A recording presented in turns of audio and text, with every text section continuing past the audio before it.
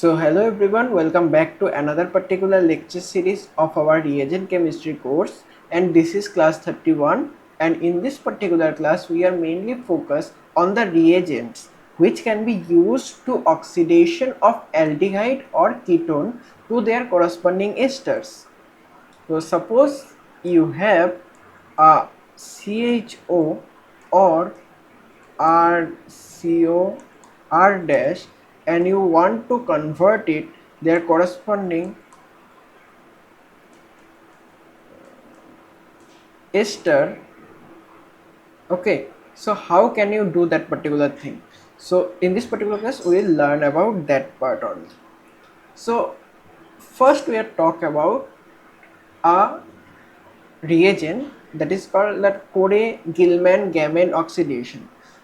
This particular reagent are actually, we can say, a cocktail of different reagent. The mixture as the manganese dioxide, NaCN and methanol.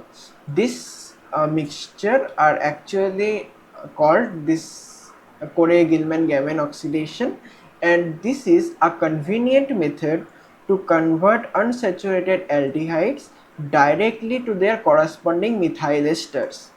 Now, as we know that these reagents have their individual roles. Like if you remember that manganese dioxide can be used to oxidize the allylic, propacylic or benzylic alcohol.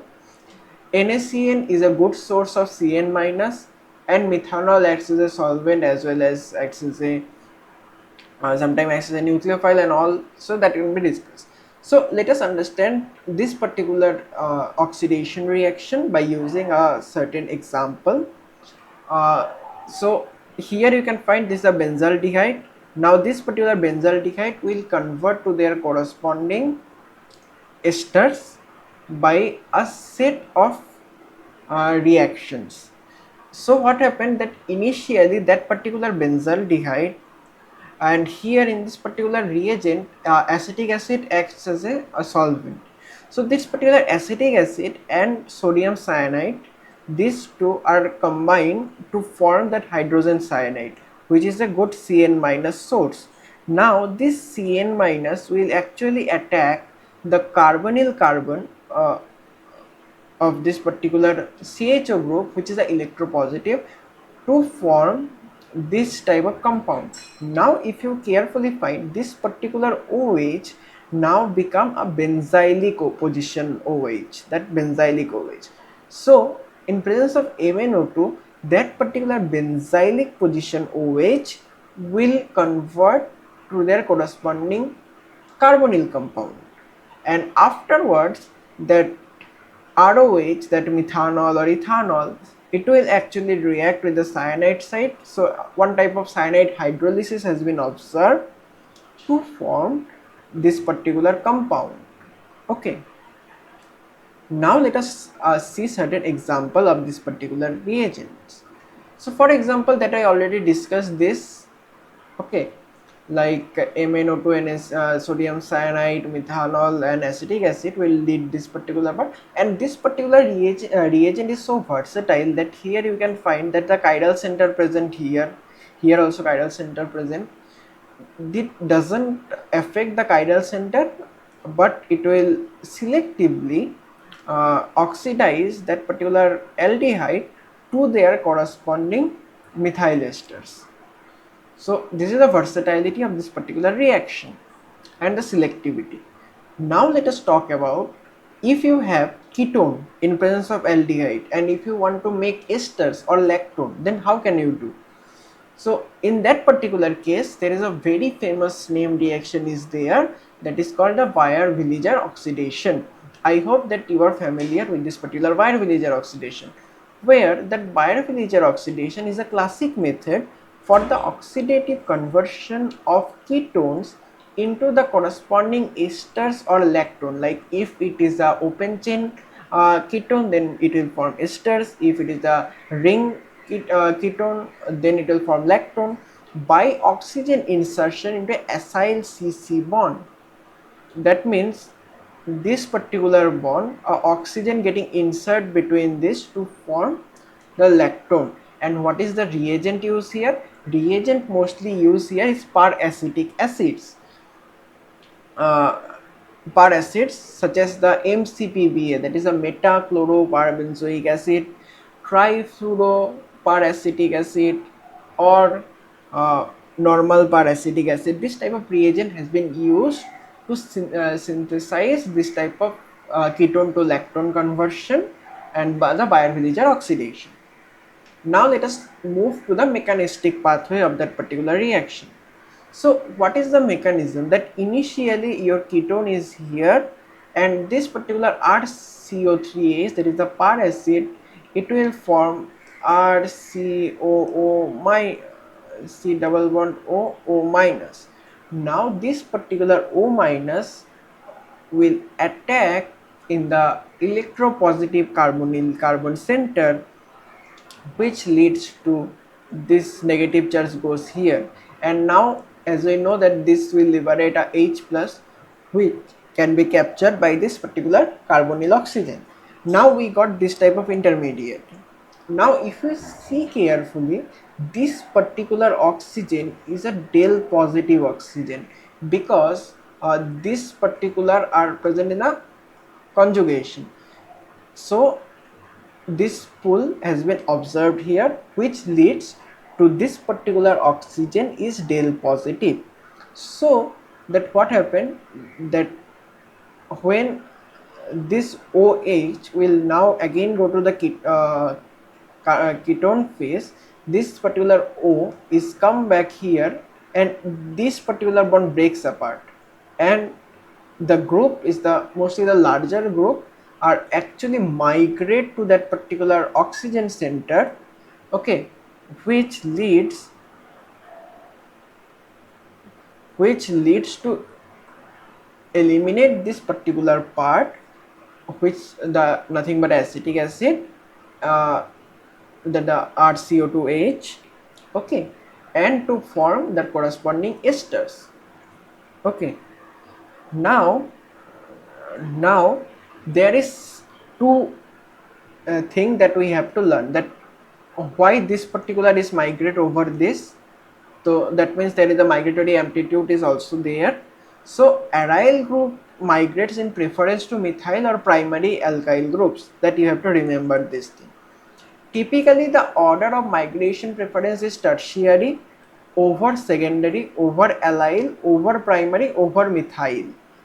And also the preference of the migration of the aryl group is when that particular aryl group has the electron donating group attached to it, that will show more migration over the particular aryl group which contains the electron withdrawing group. This thing we have to remember. Also the reactivity of that particular Baeyer-Villiger oxidation can be dependent onto the which type of paracid it has been used. Like if the trifluoroparacetic acid is used, then the rate of that particular Baeyer-Villiger oxidation is much higher compared to third butoxide, third BuOOH, overall the H2O2 and the normal paracetic acid. Okay, that means the more this pool, that means the more del positive nature of this particular oxygen center, which leads to the more faster reactivity of the Baeyer-Villiger oxidation. And I hope that this thing will be clear to you right now. Okay, now let us talk about another thing. Like suppose you have a ketone R. Now you want to transform this to an acid. How can you do that? So typically there is no such reagent are there, but somehow that if it is a methyl ketone, then there a possibility to form this type of acid by using a test that is taught us in the class 11-12 or the BSc level, that is called the Iodoform test, which actually detect whether that particular your compound contains methyl ketone or not. Okay, so as I already discussed, that if you have methyl ketone in presence of iodine and NaOH, it will form carboxylate ion and triiodomethane as a precipitate, that is a CHI3, and this is the uh, yellow solid formation, which actually shows that yes, your compound contains a methyl ketone. So other compounds are also show positive iodoform test, like acetaldehyde, ethanol, secondary alcohol which contains methyl group in alpha position, isopropyl alcohol. This also give the positive result of iodoform test. But since we are talking about the oxidation of ketone to acid, so we are mainly restrict ourselves to this type of example. When it has the methyl ketone, then in presence of iodine and NaOH, we can prepare the carboxylate ion, which followed by water workup will get the corresponding carboxylic acid. Okay, so now let us see the particular mechanism of this particular transformation. So the transformation is this is the methyl ketone and this is the alpha carbon.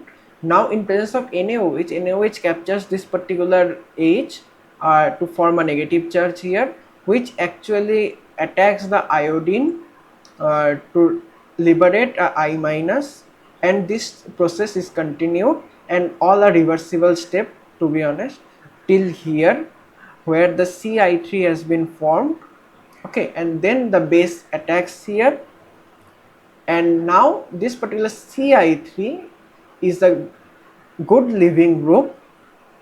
So when that particular own minus will actually backs there, CI3 goes out, and then uh, this CI3 will capture this particular acidic hydrogen here to form the carboxylate ion, which has the counter ion of sodium from NaOH, and iodoform, like triiodomethane has been formed. It is the yellow color precipitate, and we generate our corresponding carboxylate ion from methyl ketone.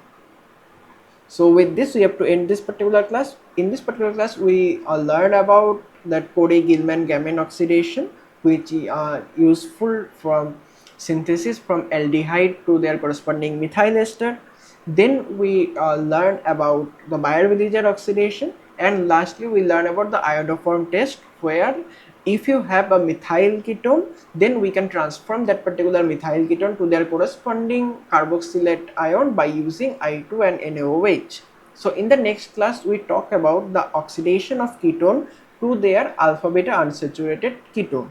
So with this we have to end this particular class. So thank you for listening.